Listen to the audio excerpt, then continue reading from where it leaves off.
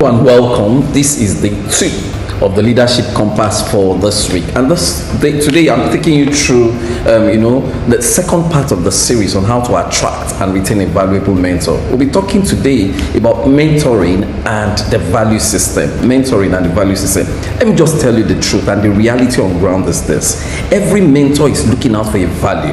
There's no mentorship program where someone is just looking out for freebies without anything back in return. The question is, what does the person want back in return from you as a mentor? It could be as simple as the satisfaction that you are so very, very simple. And when you fail to apply the principles and the mentorship the person is putting on ground, you become a challenge to the person, and the person does not have any interest in you because the value which the person intends to get from you, the person is not getting. So every time you think of mentorship, always think of mentorship and the value system attached to mentorship. As we talk about the value system attached to mentorship, the first thing I'll talk about is value identification. Value identification is that mutual identification of what each person stands to gain in the mentoring program. What do you stand to gain from connecting to a mentor? Hey, hold on. Many times, people just want to be with somebody. People just want someone to be there as a guide. But what do you stand to gain? Are you better off without the person? What does the person stand to gain from your life? Are you ready to be an example, a model that the person would quote, that because of this association, I've seen the life of this person improve? So there needs to be, number one, the value identification. When there's value identification, the next phase in mentoring and the value system is value transfer. You transfer the value which your mentor desires or which your mentor seeks after, and your mentor transfers value back to you. Even if you are going for a paid mentorship, no one wants to mentor a failure. No one wants to mentor someone who would become a pain in the neck and constantly drag even the mentor in the mud, because the truth is every mentor is also accelerating towards a target in life, and your presence, your existence in the life of your mentor should not be a negative speed in the life of the mentor. Third thing is value multiplication.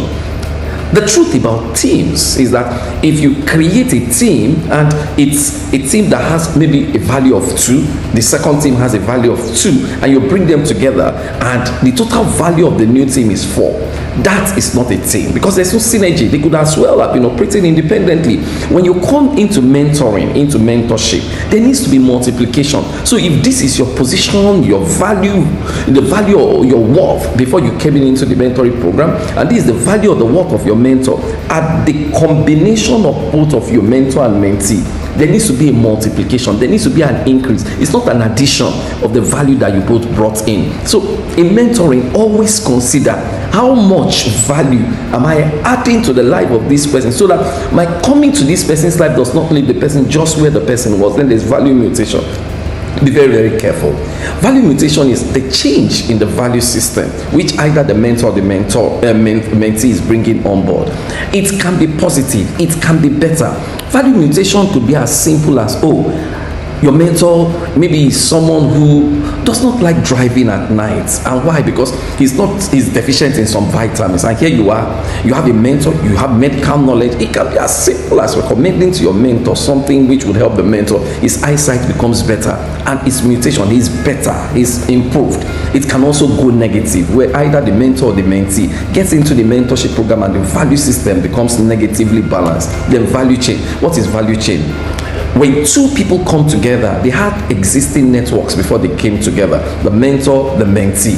Coming together, when we talk about mentoring and the value system, means the connections that you both had before you came together should be accessible in certain defined ways to both of you. So as a mentor, for example, I want to publish a book, and you are my mentee. Are you connected to someone who can publish the book, who can be a brand person, who can do this? The part of adding value to the system in creating a value chain is, I want to write a book. I've done the book writing. You come in as a mentor and say, I have access to so. I have access to, even if I as the mentor have to pay, what we have done is we've created a value chain around that mentoring system that adds value to both the mentor and the mentee and wants them to keep going. This is the 2 of the leadership nugget for this week. See you for the 3 tomorrow as we continue on how to attract and retain a valuable mentor. Thank you, and God bless you.